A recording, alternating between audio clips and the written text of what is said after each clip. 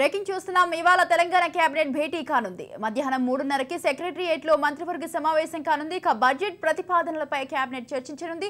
ఇప్పటికే వివిధ శాఖలు సమర్పించిన ప్రతిపాదనలపై సీఎం, ఉప ముఖ్యమంత్రి, మంత్రులు సమీక్షలు నిర్వహించారు. అయితే ప్రస్తుతం పూర్తి స్థాయి కాకుండా మధ్యంతర పద్దును ప్రవేశపెట్టాలని సర్కార్ నిర్ణయించింది. కేంద్రం పూర్తి స్థాయి బడ్జెట్ ప్రవేశపెట్టాక కేటాయింపులను అనుసరించి రాష్ట్ర ప్రభుత్వం పూర్తి స్థాయి బడ్జెట్ను ప్రవేశపెట్టాలని భావిస్తోంది.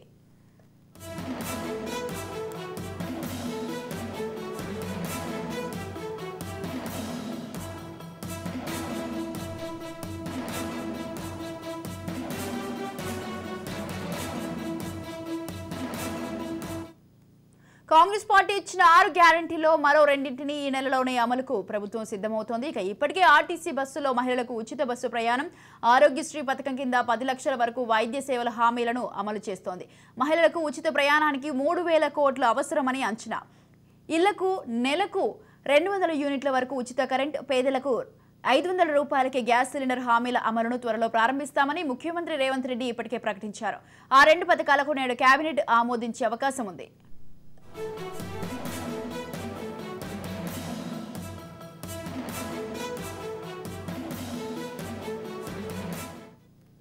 బడ్జెట్ సమావేశాల తేదీలు గవర్నర్ ప్రసంగాన్ని కేబినెట్ భేటీలో ఖరారు చేయనున్నారు. ఈ నెల 8 నుంచి అసెంబ్లీ సమావేశాలు జరపాలని భావిస్తున్నారు.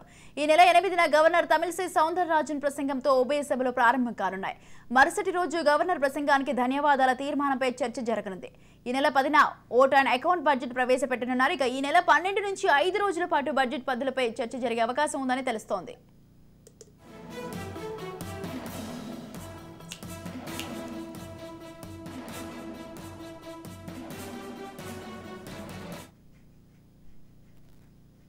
రైట్, ఈ విషయంపై పూర్తి సమాచారాన్ని అందించడానికి మా ప్రతినిధి విక్రాంత్ ఫోన్ లైన్ లో ఉన్నారు. విక్రాంత్, చెప్పండి, ఈ రోజు తెలంగాణ కేబినెట్ భేటీ కానుంది. అయితే ఈ భేటీలో ఏం చర్చించనున్నారు ప్రధానంగా?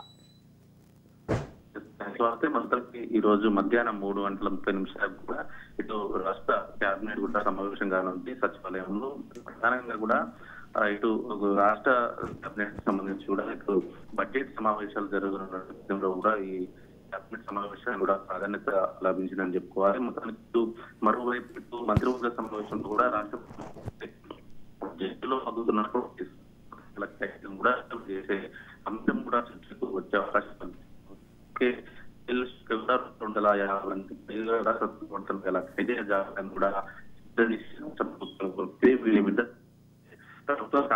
చర్చించి ఆమోదంతో పాటు జీవో కూడా జారీ చేయాల్సి ఉంటుంది. ఈ నేపథ్యంలోనే కేబినెట్ లో కూడా చర్చించి దానికి సంబంధించి అన్ని విధానాలను ప్రకటించే అవకాశం కల్పిస్తా ఉంది. మరోవైపు ఇటు నిర్వాహక శాఖకు సంబంధించి కూడా మంత్రులు కూడా చర్చించే అవకాశం కనిపిస్తా ఉంది. అదేవిధంగా ఇటు ముఖ్యమంత్రి సొంత కాన్స్టిట్యున్సీ అయినటువంటి కొడంగల్కు సంబంధించి కూడా జూరాల నుంచి పర్దిపూర్ నుంచి సంగంబండ దాకా కూడా నీటిని తరలిస్తుండగా 20 టీఎంసీలకు సంబంధించి కూడా నీటిని కొడంగల్, నారాయణపేట నియోజకవర్గాల్లోని దాదాపు 1,00,000 ఎకరాలకు నీటిని అందించడానికి వీలుగా కూడా ఇటు నారాయణపేట, కొడంగల్ ఎత్తిపోతల పథకంపై కూడా మంత్రివర్గంలో చర్చించి ఆమోద ముద్ర వేసే అవకాశం ఉన్నట్టు తెలుస్తా ఉంది. ఇప్పటికీ ఈ పథకానికి సంబంధించి కూడా ఉమ్మడి మహబూబ్నగర్ జిల్లాకు సంబంధించిన ఎమ్మెల్యేలందరూ కూడా దానికి సంబంధించిన మంత్రి ఉత్తమ్ కుమార్ రెడ్డితో సమావేశమై కూడా చర్చించిన పరిస్థితి ఉంది. ఇదిలా ఉంటే మరోవైపు కాంగ్రెస్ పార్టీ ఎన్నికలకు ముందు ఏదైతే హామీ ఇచ్చిందో ఆ హామీలో భాగంగా ఇప్పటికే 2 పథకాలు ఆరోగ్యశ్రీకి సంబంధించి 10 లక్షల వరకు కావచ్చు, అదేవిధంగా మహిళలకు ఉచిత బస్సు ప్రయాణం కావచ్చు, ఈ రెండింటిపైన ఎలా సాగుతుందనేది కూడా పెద్ద ఎత్తున చర్చ జరిగే అవకాశం ఉంది. దీనికి తోడుగా కూడా ఇటు ప్రతి ఇంటికి కూడా వినియోగదారులకు, గృహ విద్యుత్ వినియోగదారులకు కూడా 200 యూనిట్ల దాకా ఉచిత విద్యుత్ ను అమలు చేసి పథకంలో భాగంగా గృహలక్ష్మి పథకం విధి విధానాలపైన కూడా చర్చ జరిగే అవకాశం కనిపిస్తా ఉంది. మొన్న జరిగినటువంటి ఆదిలాబాద్ కు సంబంధించిన మీటింగ్ లో కూడా అతి తొందరలోనే ఇది గృహాలకు సంబంధించి గృహలక్ష్మి పథకం 200 యూనిట్ల వరకు ఉచిత విద్యుత్ పథకం కూడా తొందరలోనే అమలు చేస్తామని ప్రకటించిన నేపథ్యంలో ఇదే బడ్జెట్ లో కూడా పెట్టే అవకాశం కనిపిస్తుంది. దానికి సంబంధించి కూడా చర్చ జరగనుంది.